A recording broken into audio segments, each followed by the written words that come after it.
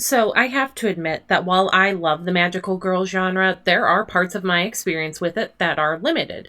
I love these shows, sure, but I admit that as much as I love them, there are plenty that I know at only a surface level or by reputation only. This channel has been amazing at allowing me to dig deeper into the genre and look at other series too, expanding my knowledge and experience. I am not and will never claim to be an encyclopedia for these sorts of things.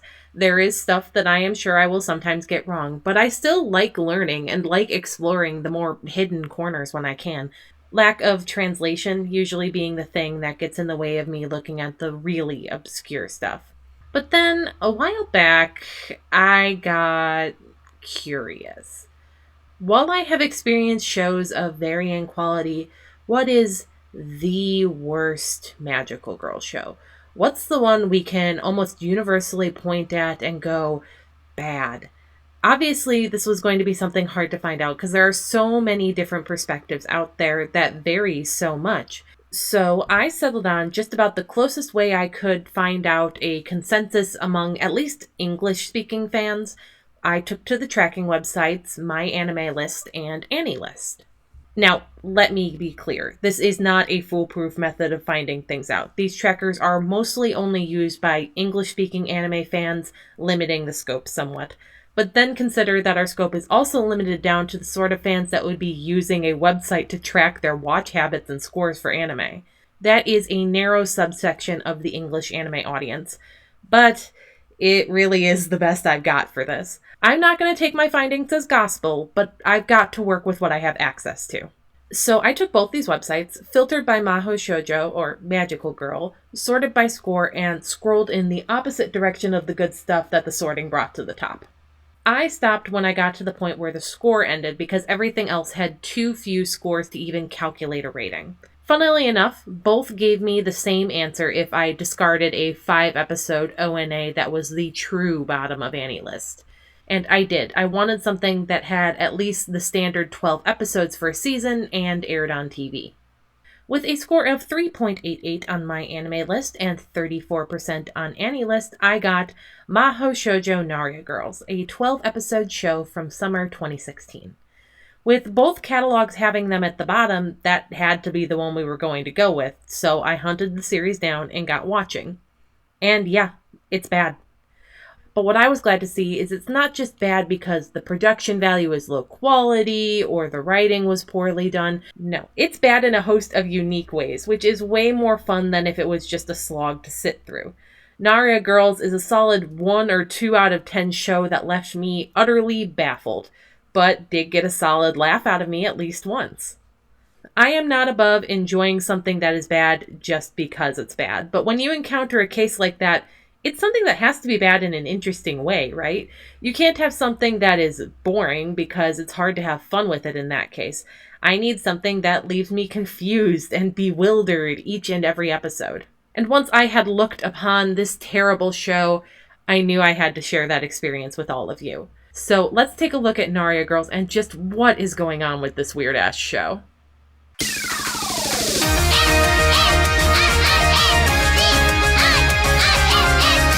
So, the titular Naria girls are Urara, Hanabi, and Inaho. They are awakened by the mascot of the series, Animaru, to be magical girls after the fairyland that he is from is attacked by the evil Ice Queen. As part of this, they are given Naria, little crystals that need to be charged up with power in order to be used to defeat the queen. This will be done by getting the love of the populace, which of course comes in the form of them being idols, because what else would they do to get love and attention from the masses? The formula then settles into a repetitive pattern. There will be an intro where the girls are either hanging out or the series is having a little bit of a magical girl plot. Then a monster will show up and attack the girls, which in this show means assigning them roles to play in an improv situation. They will eventually get snapped out of the improv and the episode will end. Rinse and repeat for 12 episodes with maybe a little minor variation, and you have the show. I should be clear that this is a series that is in no way trying to take itself seriously. Even what plot it does string together is incredibly loose, flimsy, and generally just poking fun at magical girl tropes. And It does have some fun with that bit of parody in the plot, don't get me wrong. But those improv segments or improv bits in the intros do make up most of the 8-minute runtime of the episodes, which really ends up dragging the series down for me. They're usually not that funny, and we'll get into why they're so messy later, but let's take a look at the characters real quick first. Hanabi and Inaho are the less fleshed out, relatively speaking, so let's start with those. Hanabi is the blonde one, and the first thing we are told about her is that she looks refined but is actually foul-mouthed. And while that does certainly end up being true, that can kind of be said for all of them, and there isn't anything special about her in particular. Honestly, the three of these characters tend to kind of blend together most of the time, and since a large chunk of their screen time is them improving as others as well, it can be hard to get a read on exactly what, if any, unique personality each of them has. Hanabi, at most, left me with the impression of being the straight man in the comedic setup, I suppose. Inaho, on the other hand, is introduced with us being told that she has a huge rack and would make for the perfect mistress. If that doesn't tell you how unserious this show is, I don't know what will. Inaho is about the same as the others, crude while being cute and along for the ride. I will say that all I can recall about her, besides the big boobs that they like to make jokes about and cause clipping with her character model, is that I was left with the impression of her being the most airheaded one in the setup. Urara is the last of the group, and as the designated main character, we get to know the most about her compared to the other two, but that's still not all that much. This is helped along by the way that at the start of every episode, Urara will speak directly to the audience, introducing herself by stating that she is a second year in middle school, and then adding something else that changes every episode. So here is a list of everything we learn about Urara from these. She is not really good at anything. She's having strange dreams. She's beautiful. She's super arrogant at home, but shy when going out. She's a little emotional. She's very concerned about the speed at which her dad's beard grows. She's thinking about why she was born and why she's alive. She's really good at saying she's okay when she isn't. She doesn't know why you would shove broccoli up someone's butt. She has particularly expressive eyebrows. This is not demonstrated by the series. She somehow became a super popular idol, and she is worried about how bad her dad's voice acting is. On top of all these things she tells about us, her mother also abandoned her and her father, and that's something she has big feelings about. This little plotline about her mother being gone and her wanting to have a mother is the closest thing that any of the characters have to a personal through line in the entire series. And to be clear, having a personal motivation like that is not something that I would expect out of this show. That's all to say, this makes Urara stand out more than the other characters because she has something to her, even if for most of the series that won't matter all that much. She's also the only one that really gets to engage in the climax of the series because, as it turns out, the evil Ice Queen that took everything over is actually her mother. Plot dumped in the last 2 episodes, we find out that Urara was stillborn and her mother wished to the Naria that she had because she was a former magical girl that her daughter would live. A big wish requires a big sacrifice of energy to power it, so her mom was basically consumed by the power of the Naria and lost herself, resulting in her vanishing from Urara's life and later turning into the Ice Queen. Bit of a heavy thing to just drop in the final episode of the show, but hey, this is technically a magical girl show, which means we might end up tackling dark subjects with a layer of glitter over the top of them. Of course, the series ends with Urara managing to power herself up enough to fire a big laser blast at her mom and to purify her, only for her to die in Urara's arms a few seconds later. Urara makes a wish of her own to delete the Naria from existence, to rectify not only this, but that the other 2 Naria girls were implied to have died to get her to this point. This is despite the mascot telling her not to, since the Naria are the Fairy Kingdom's only safe, reliable power source. Too late, though. The series ends there with a little stinger that shows us time rolled back. Urara's mother is alive, but the 3 Naria girls are implied to have been reborn as boys. The end. It's downright weird stuff, but given the everything going on around it, I have to admit it is at the very least a plot that has a beginning, middle, and end, messy as those might be. and it does indeed have characters that experience the plot. None of this is anything impactful or dramatic or deep, but once again, it's very obviously not trying to be. So I am way more willing to cut it some slack compared to something that was actually trying to be more insightful. Beyond these three, there aren't many other characters that show up for more than a few seconds. Animaru is the mascot character, but he barely shows up, so when he does, it's honestly a bit of a jump scare, as you're reminded that he even exists. The girls have a manager while they are idols, but she only shows up in any way that matters in the concert episode as a way to give prompts to the girls on what they're going to be improv singing. And then you have the monsters of the series, which vary in design but are all the same in function. Most of the time they don't do anything but kick off the improv section in the back half of the episode. The most you're going to get out of these is when they talk for like 10 seconds as part of the mid-episode eye catch.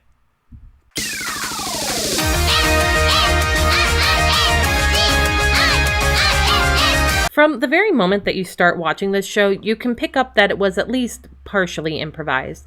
The characters stumble through what they're saying, sometimes talk over each other, and don't seem to have a direction for their conversation. Even if you don't know how this show is made, which we will get into later, you can at the very least pick up the fact that at least half the show is usually improvised, and it's an improvisation that isn't really working. Don't get me wrong, I love a good bit of improv as much as the next girly. I'm a theater person. Yes, and is a phrase that not only am I used to, but I love. Amateur improv is something that can be a lot of fun if you get the right group together and are just trying to have a good time. However, amateur improv isn't always suited for making entertainment out of for people outside the little group that it happened with. Jokes might not land or land differently with an outsider than they will for the people who are there. And amateur improv can be really messy, which is part of the problem here. See, I don't get the impression that the three women playing the characters in Naria Girls had a lot of improv experience. Which, that's fine, but it does show in the final product, making it kind of hard to watch. I also don't get the feeling from this that they knew each other well enough to vibe together in this sort of situation and make something interesting mostly on their own. Granted, I can't know the exact way of things behind the scenes. Maybe they were actually really close, but that's just the impression I get from what I was presented with. There are many, many times where they will all be talking at once or end up talking over each other, cutting each other off. I don't think this was malicious or intentional, but a product of three people who aren't adapted to this situation trying to adjust. It is far more common in the early episodes than the later ones, which I think does show improvement, but it's not as though this is something that entirely vanishes either. For someone who is not a native speaker of the language this was made in, this poses a huge problem. Every time they talk over each other, the subtitles struggle to keep up with what is going on, making an already esoteric show even less understandable. There were parts of this that sort of just made my eyes glaze over as I kind of gave up on trying to understand what was going on in the moment until they slowed down and stabilized again. There were also some recurring trends in the improv that they tended to come back around to regularly, which spoke to me as a lack of creativity or running out of steam as the segments went on. I am inclined to think it is more the latter for reasons I'll get into later. Characters would be assigned at the start of each monster-induced improvisation segment, but how much these characters were stuck to was variable, let's say. There were times where they would stick to the assignment all the way through, and others where they would sort of start to deviate almost right away into absurd directions, which, while clearly attempting to keep things funny, really defeated the point of where things had been set up to be. Not to say that improv characters and scenarios can't deviate, of course, but when you end up as a completely different person than when you started, or immediately abandon the premise, something has clearly gone a little wrong. There are also multiple episodes where the improv scenario just ends up turning into a completely unrelated competition of some kind. These often don't feel like a natural evolution of the joke, but more as a way for the actresses to fall into some other kind of easy jokes and keep the situation going when they have run out of steam with their assigned characters.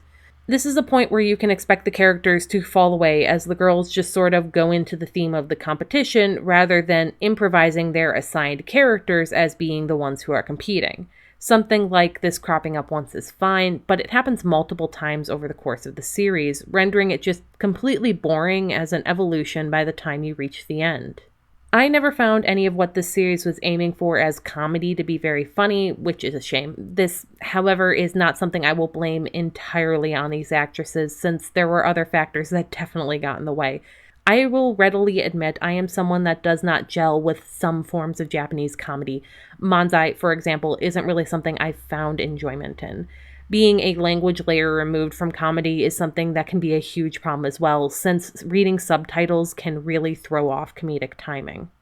However, I think I can say with some confidence that the comedic scenarios are often so highly specific that I'm not surprised they ended up running out of something to do with them and had to go in other directions just to keep going. In case you were curious, here are the setups that the series ends up going for. Girls fighting over a cheating man, the head of an evil talent agency, a sketchy fortune teller, and a new idol, boyfriend who loves huge tits, strange father and daughter, traveling conman trying to pass a married woman off as a maid robot, and a pure boy who is suspicious but can't refuse because he's focused on the maid's tits. Boy on a first date with a weird girlfriend, ghost of grandma that gives nosy advice. The owner of a villa comes to the villa only to find a squatter living there. Someone comes to do an open house. Magical girl anxious to fight the enemy in front of her. Magical girl who's started to worry about things at the worst possible time. And magical girl who's excited that they're actually a boy. Manager that caught a girl shoplifting. When her father comes to apologize, it turns out he's the manager's ex. Small ladies biker team where a comical sergeant is being bossed around by his stupid subordinates. All of these are pretty specific and a little hard to make jokes out of or lead to some really weird jokes. For example, the first one of the two girls fighting over a cheating man starts with one playing the cheating man as sucking on one of the girl's breasts.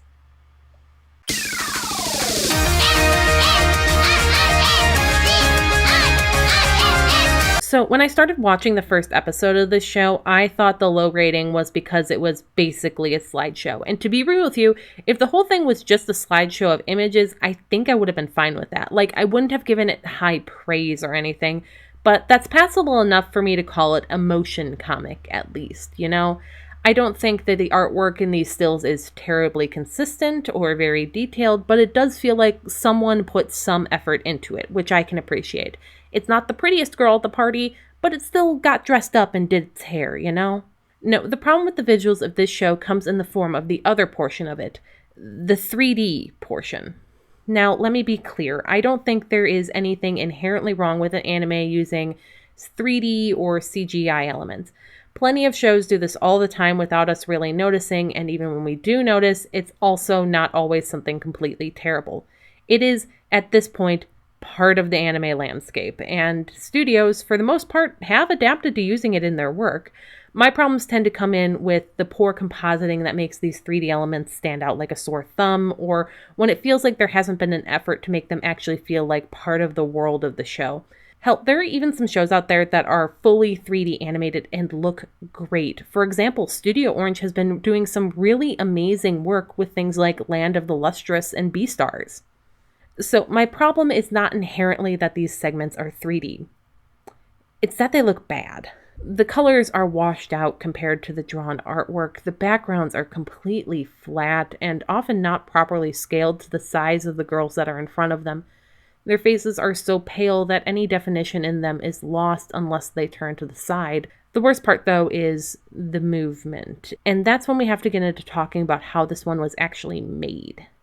So after watching the show in full, I did some digging around, and I was eventually able to find a behind-the-scenes video of a dress rehearsal for the making of the show, and it clarified just about every assumption I had about what was going on here. So let's finally talk about how this damn show was made, and you can see how that contributed to a lot of the problems it has. The 3D portions were animated and recorded by hooking the actresses into some motion sensing rigs and then having them just stand together in a room to do their improv, which would record both what they were saying and the motions they were doing into the software. Essentially, it was a full-body rig VTuber setup recorded into a program that could be then used to put the episodes together. In the behind-the-scenes video, which will be linked in the description if you want to watch it, you can see the dress rehearsal for the setup, which is where you can see things immediately going wrong. Equipment gets dropped or falls off the actresses more than once, causing their entire rig to bug out. They move around so much their characters sometimes glitch out and clip through each other or themselves. There's a clear issue of the mouths of the characters moving at the same time when one person is talking, as more than one microphone picks up a single voice. It's messy to say the least, and the actresses seem excited but also tentative.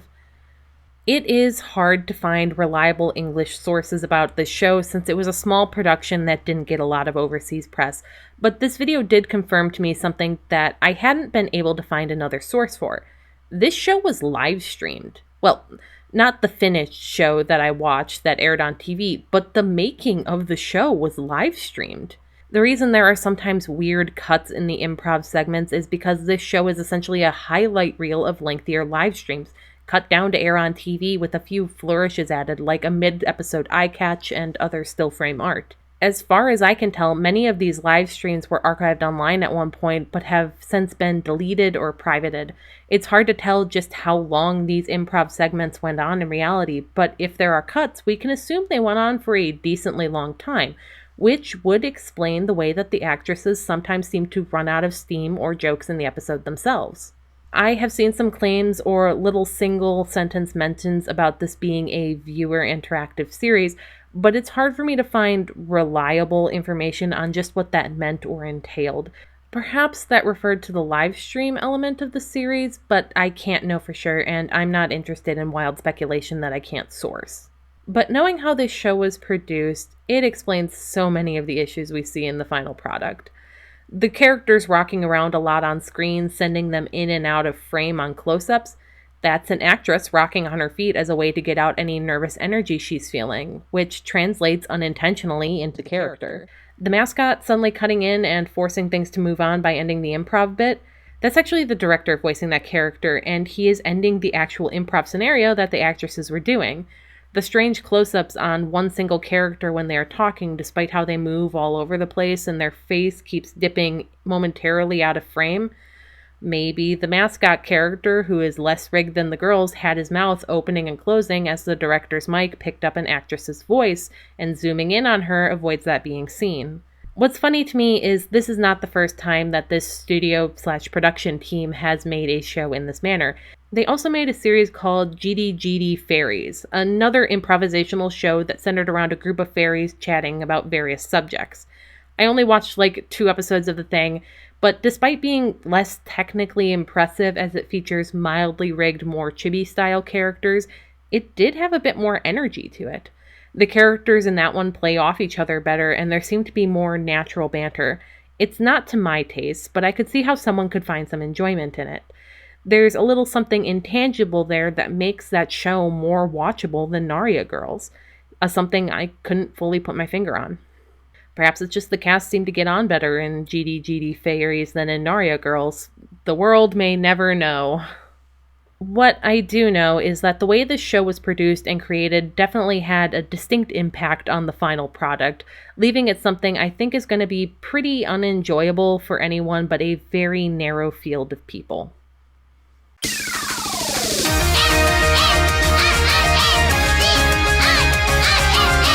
So I do like looking at bad pieces of media. It's something that I find to be a good bit of fun now and then, even if I don't go always seeking these sorts of things out. As I've mentioned before, I do think it's rare for something to be completely and totally without any redeeming qualities whatsoever. Everything has at least one little shred of something in it that's interesting and enjoyable. So when I am watching something like this, I do try and find that one thing as a bit of an exercise for myself. This time, it wasn't that hard for me to actually find because there is one episode of the show that got a genuine laugh out of me. Episode 6. Episode 6 mostly revolves around Urara and her grandmother. Turns out she lived with her grandmother until she was about 6 years old due to her mother's supposed death, implying that the two are pretty close. Well, she had a dream about Grandma and decides she needs to skip her idle dance lessons to go and visit her.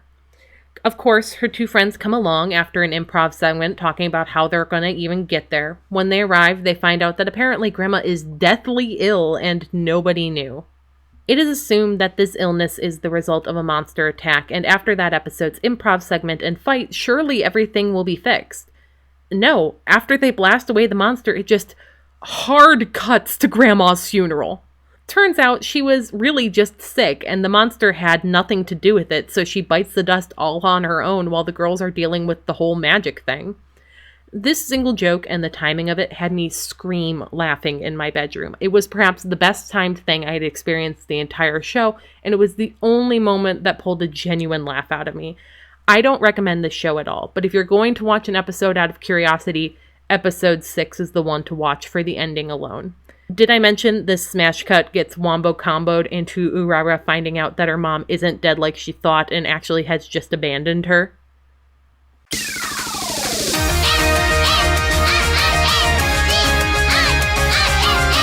So, yeah, I can't recommend this show. It's a mess from top to bottom, but I know there is someone out there who will actually end up liking it. I personally think that score it has is kind of deserved, and it's mostly existing where it's meant to be when placed in rankings. There's little here to enjoy, and the production methods used for the show aren't doing anything to help it. However, I think if we are having a conversation about what show is the worst magical girl show, I don't know if this is entirely part of that conversation, because it's not trying to be a typical magical girl show. Not really. It has the trappings we associate with the genre, and it does technically fall into it, but it's not a serious attempt to tell a magical girl story in the way that we know nowadays. When people ask for the worst magical girl show, I think it's a bit more productive to give an answer of a show that was actually trying to do the magical girl thing seriously, rather than a parody like this. I've been Mel, and thank you for letting me info dump at you. If you stuck around this long, I really appreciate it, and I would also appreciate if you did the whole like, subscribe, rigmarole thing. I don't know, I'm not very good at this whole YouTuber stuff. And if you want to support me more directly, I do have a Patreon pinned down in the description. And for those of you who have been around for a while, yes, this is a new model. What do we think? I'm still getting used to it. Give me your thoughts.